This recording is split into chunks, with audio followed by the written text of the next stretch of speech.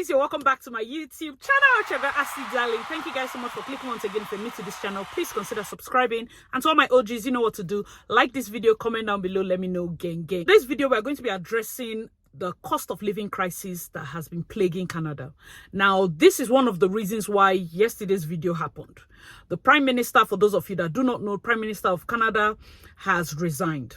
And for many reasons, he became very unpopular, one of which is the cost of living. Canadians have been going through it. There have been series of videos that I have been seeing online. This is just reflecting the minds of people. I'm also going to be attaching these videos for us to discuss. In between the videos, I'm going to be giving my own tips and suggestions as to how we're going to brace up for 2025. The tips you need to save money, because, I mean, most times when we say videos like this, I have to put this disclaimer. Please, it is not by force. I don't advise anybody. That's my big disclaimer. I do not give advice of any sort. I just give gist. If you find it useful and want to apply it, fine and good, okay? So that's one. And also, when people talk about cost of living crisis, people are quick to say, oh, it's worse in my place, or come to Nigeria, or come to UK is bad, or come to Australia is bad. We are not doing affliction competition. It's not poverty Olympics. Please, as much as possible, let us just understand from people. When people are crying that, okay, it's paining me here, it's not, even in friendship, when somebody is heartbroken, that's not the time for you to come and say, you self, you're heartbroken. Do you understand? That's like, first off, let's just have that, okay? Let's watch this particular video. I got it on TikTok. Shout out to the creator, and let's put it here. I want to know how the hell people in Canada are even living. I generally consider myself a positive person. I'm like resourceful, but some stuff happened around the property, and like, well, I know I'll never truly be homeless. Like, I have family to live with, and you know, like, I have options. Like, I'm luckier than a lot of other people, but how the hell is anyone existing in Canada? Like, I feel trapped. And like I just got a good job. I started in September, but even with that job, it pays less than 40 grand a year. And it's a job that requires like education, and even on that job, like, I still can't do shit. I can't buy anything. I can't afford the rent these days. Like, I'm just feeling so much despair. And I know I'm normally like really, really positive, but I'm just like, how is everyone else, and are you okay? Because the answer is probably no. And I know I'm lucky. I don't have kids. I have like good family that will support me, but I feel like I can't stay here, but I can't move anywhere else, because anywhere else I move to, I'm gonna be charging, like, the landlords are just gonna charge me like $2,500 a month in rent. Like, unless I move into the middle of literally nowhere where there are zero jobs, and I'm just feeling really overwhelmed. And like, I don't know. There's a part of me that just wants to say F it and just get a whole bunch of credit cards and just travel and just like get out of Canada, because like I know it's bad everywhere. I really do. But I don't know. At 33 years old, like, I was really hoping that I could at the very least afford, you know, a small house. I don't want 3,100 square feet bullshit. I just want something small, 500 square feet, even less. And yet it's so fucking expensive. Like, I don't know what I'm gonna do. Hey guys, let me know your thoughts in the comment section below. She addressed a lot of important angles, and the reason I added this video is because yes, most of my videos are like talking about immigration and people coming in. This is something we need to hear from Canadians maybe born here, okay? There's also struggle at their end. Most times when we struggle, the first thing people say is go back. Understand that. For me, I've always told people, like, It's a luxury to have a plan B. If it gets too tough, I always say it, I would go back in a heartbeat. I always have transport money. I will go back. I will leave. Many people cannot leave. She talked about feeling trapped. Many people cannot. This is their home. This is what they've known. For some of us, we come here. Yes, we come in either for a better life, either for a second passport, to help our children or whatever it is. There's a reason you came, and probably you have somewhere you came from, and you have properties or you have family. You can go back if it gets too tough. For some people, it's not the case. I also understand that for some immigrants, they've sold everything and they cannot also go back. So these are different sets of people. She also raised something about not having children. The cost of living crisis is bad enough. Check on those that have kids. It is not easy. Imagine going through inflation for adults already, and then you have to go through inflation when you have kids. They don't care about inflation. What do you mean they will not drink milk like it's water? What do you mean they will not eat cereal just because they are bored? What do you mean they cannot finish one loaf of bread in a day? Do you get that kind of thing? Like, having kids adds to it. And then she mentioned being 33. Most times, especially those of us that are millennials, I feel like it's biting us in such a way that we usually are the group of people that shouldn't complain. The way we came into this world with having boomer parents, and we are just at that point where we are woke enough but not too woke to be disrespectful, and then we still have, so there's a lot we carry and put in, internalize. So when I see videos like this, it really hits home.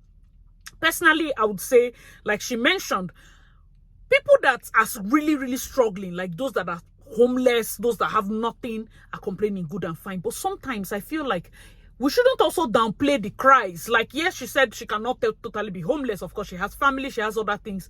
I feel like sometimes people try to make it such of a competition that if you see someone else crying, you say, don't you have a family? And you don't even have children. Why are you complaining with us? Or you start pointing out. And then she says she has a job. You be like, you even have a job. Why are you complaining?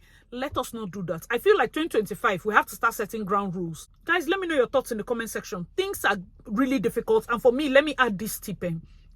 If you're coming in, I have fantastic clients, of course, those of you that have contacted me, that I consult with, that have their kids coming in January. Some are coming in this week.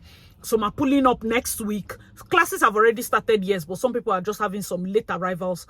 I want to say, shout out to another big shout out is parents that actually listen and understand. So I have a couple of them that had said that I did a video once about landing with your young children. I'm not talking young as in they're too tiny. I'm talking of teenagers. So I have a mom that is landing with her son. She has planned to stay here. She got visit visa. She had taken her paid time off or something, leave from work. She's doing all her leave for the year. She'll use it to stay here in Canada. And I really, in fact, when I got the message, I sent her back. I said, see, you will not regret this decision. So she's landing with her son. I've told her, like, see, help him get, even if it's a shared apartment. But you have to be careful, especially because he's a boy. If he's staying with a family, good and fine. But we also do not want a situation whereby he's staying around other boys and people are smoking, it's a slippery slope. So we're getting a family that probably has like homestay kind of situation where the boy can stay. And then it's close to his school and all of that is in a different province. And these are steps that parents are taking. That particular child, the parents can afford condo. I said, ma, if you want to do condo, fine and good. But I will never advise you to do that. Use the remaining money and put in an account. Put in a savings account or something for him. Let him have backup. I want to also add this. Many people are stranded here because their sponsors ran into serious financial struggle. When you came in, you had somebody that said, don't worry, I'll take care of everything. Maybe one sickness. Maybe the person died. Maybe something happened to their business. And just like that, you have nobody paying your rent, your school fees, this, that. There are many people like that. That is why when you come, even if you have parents that promised you heaven and earth, please save. Please encourage them to keep money aside for you. Don't come here and be doing odogu dispender. I do not like.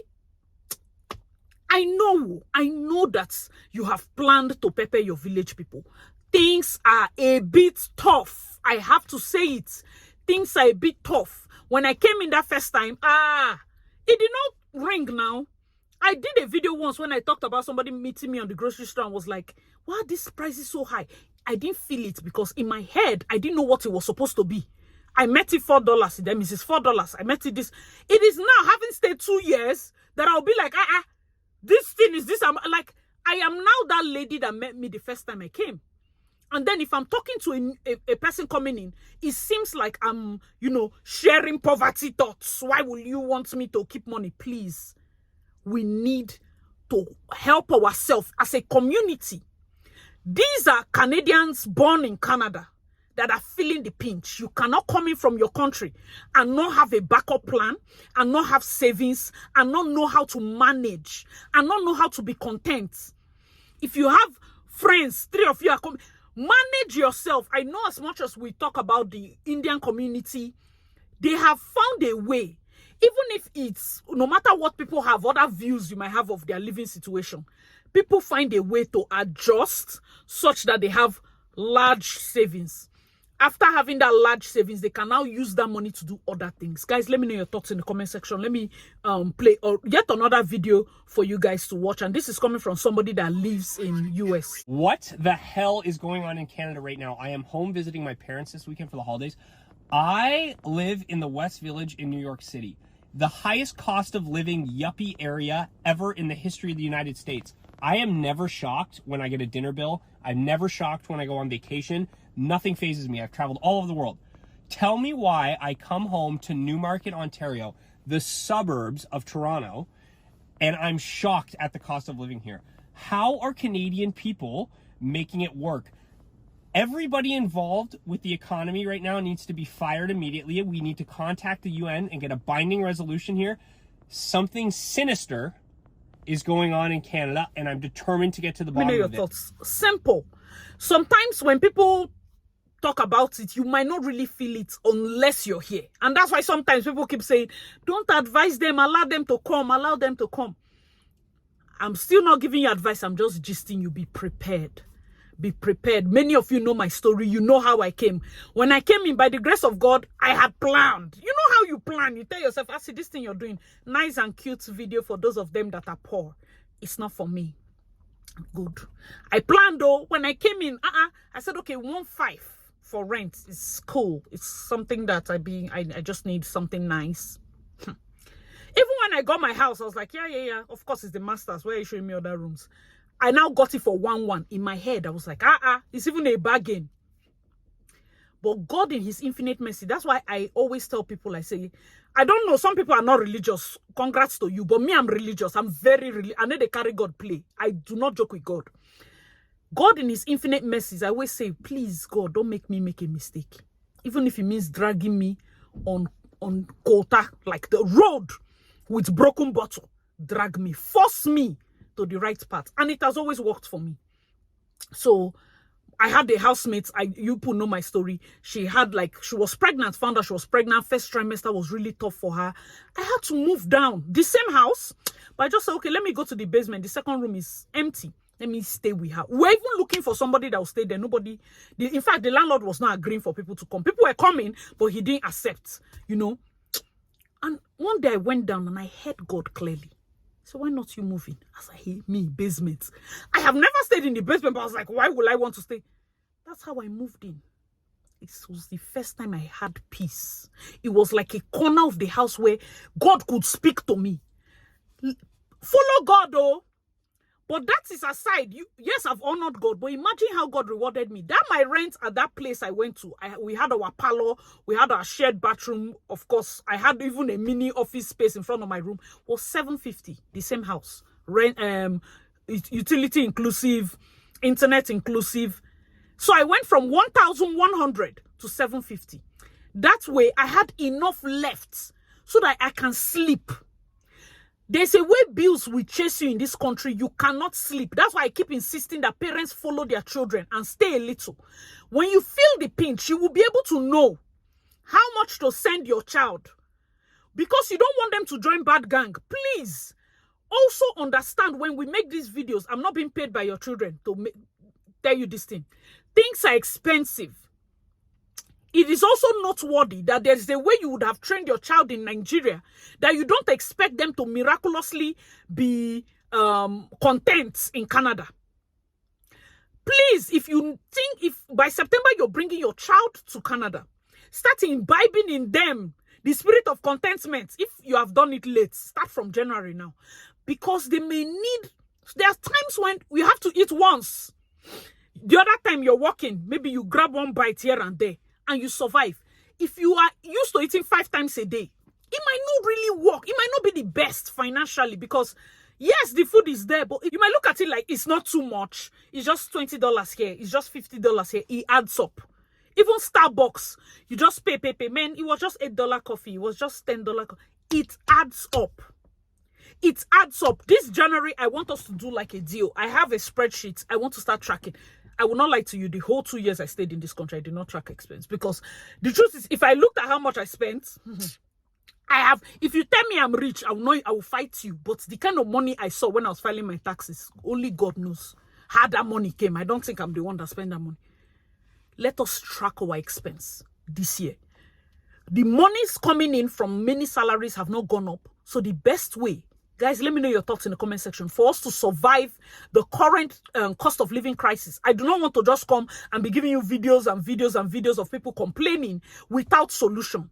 What is the solution? Please, if you can, bring down your rents. Look for the affordable place that is not going to look like a horror movie, but let it be affordable in a way that you will sleep very well, because where you sleep affects your mental health a lot. As much as I'm telling you, stay in an affordable place. If you are unlucky and probably stay in a house where somebody is crazy or the next person is crazy, I understand that situations like that occur. You might need to move to a new place, fine and good. Use the excuse of, oh my God, sometimes those shared houses, maybe one person starts shouting and start doing anything. Please, I cannot, oh, let me go and pay. Instead, let me just pay. It's just 2,000. Let me just pay. It's just 1,008. You would have stayed in Canada maybe 10 months. You've paid 18,000. Just on rent. No, it's not coming back to you. It's never going to come back to you. And the person, maybe your next friend, managed, because a room is for sleeping, found a cheaper place. 800. In 10 months, that person did 8,000. So that person has extra 10,000 left. It might not seem like a lot. That's why I said your recurrent expense has to be low. Your highest recurrent expense is your rent or your mortgage. Housing, buying house, and the rest will be a different video. Don't worry, I'm going to do it. But this is my take on the cost of living. We have to cut it down. That's the way to survive. Even as I'm you know, most of my videos, I'm addressing immigrants. Those of you coming in, reduce it. I know that if you're coming in with a lot of children, there's only so much you can do. But just try, Try as much as possible until you've gained your ground to a point where, you know, you have understood the system. And even still, don't overshoot. Maybe you get a job that, by God's grace, is paying you 20,000, 30,000 a month.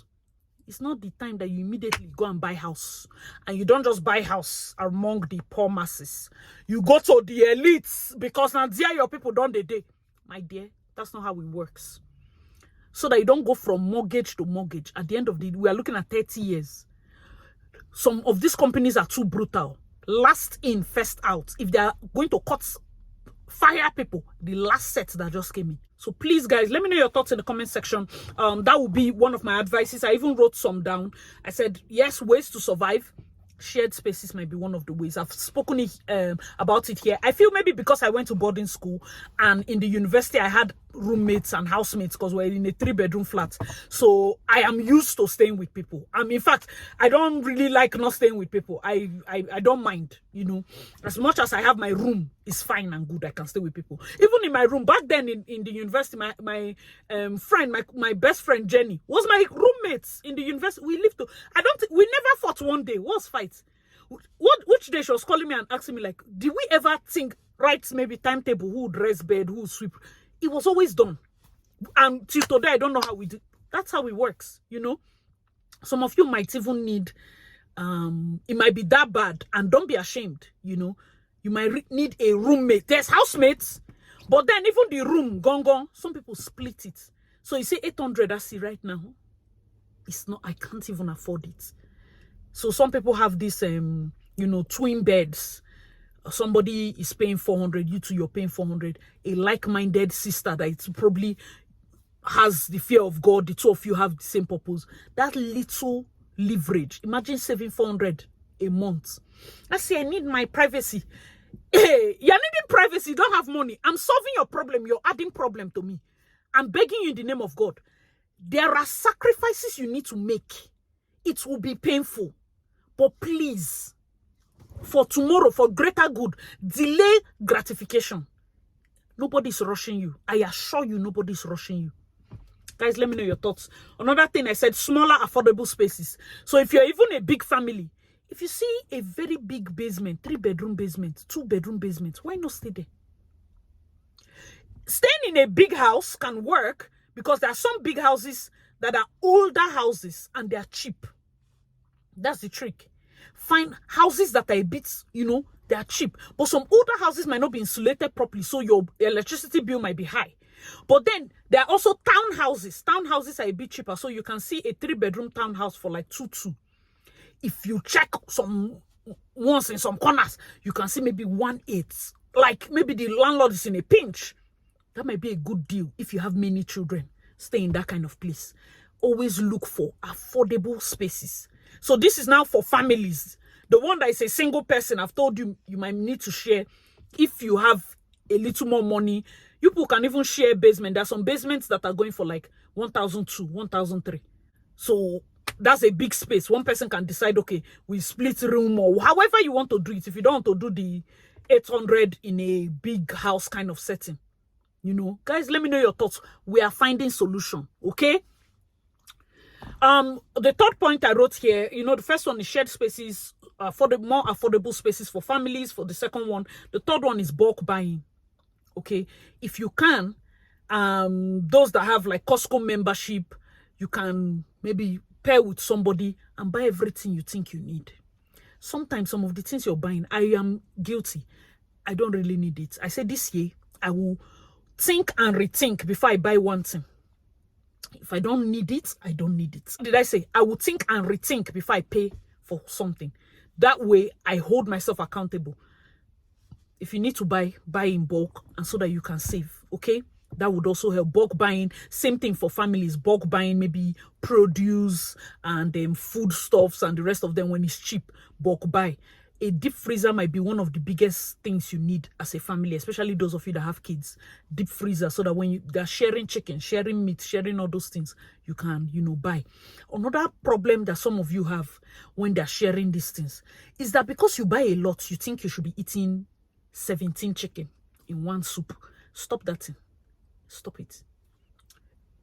Only you 17. It's not going to work. Only you now 10 okporoko inside your one soup. It's not going to. This year I will drag you. Point number 4, reuse. So if there's a situation whereby you feel like, oh, my house needs a refresh, clean it up. Pay for people that will come and do deep cleaning. You will be so shocked at how fine that your house is. You know, things that are not that bad, you can reuse. You know, there are just ways. We are just finding ways to save an extra $1 here, $5 here. The fifth one, of course, is buy less. Buy less. We can go on a no buy month. You know, for some of us, there are certain things like my insurance for the car, certain little things. Shout out, thankfully, I'm staying with my cousins now, so I'm not paying rent. I'm safe for that one. That one is the if I need to even buy them plain, as soon as I hammer, I will do that because that's a big one off my head. But the other expenses that are reoccurring have to always be there.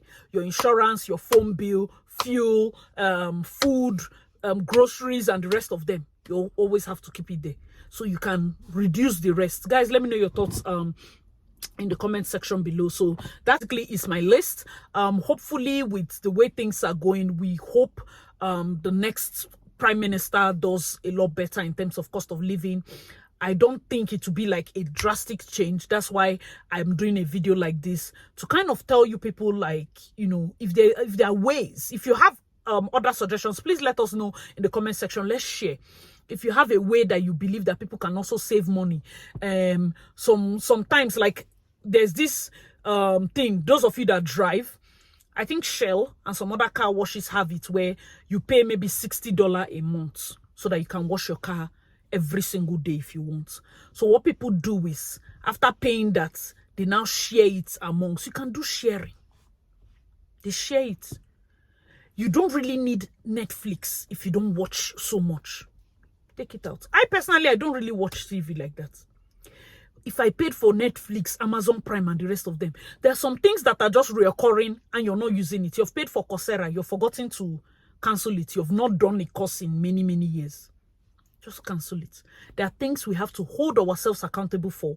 If you know that there's a discount here, a discount there, take advantages of discounts. That's one thing I think I did this period. December discounts on jackets and the rest, especially those of us that live in Canada. I made sure I got jackets because it will always be in fashion. It's always like, there's always cold. In fact, the sun is shining now. There's cold. But try as much as possible to, you know, hold some things back. I know that it will not fully solve everything, but sometimes in situations where people say, I'm working XYZ job, I've not gotten like a grip, I feel like one of the big things that can do a turnaround is accommodation, is rent. You know, if we cut back on that, cut back on some few things, like maybe car loan. You must not have, like, let's buy the one we can afford and pay cash. That way you're not thinking of how much to pay every single month, in addition to this, in addition to that. And you know, if you have any other ways that people can survive, because I feel most times on the internet you're just seeing the problem. But let's also add, you know, solutions. Okay, for those of them that are coming in, when they keep hearing us complaining like this, it almost seems grim. I know that I'm one person that I tell you hardcore truths. The same way I'm telling you that there's a problem, is the same way I'm telling you the solution. Some of you might not like the solution because you want your privacy. You cannot be private and poor. You have to choose. If you like privacy or you want to just be poor, you need to have money. That is just like, you cannot... let's not try that in this year, please. Let's not try. Me, you know, my own type of advice now, warning. Because smart and nice doing me like I should.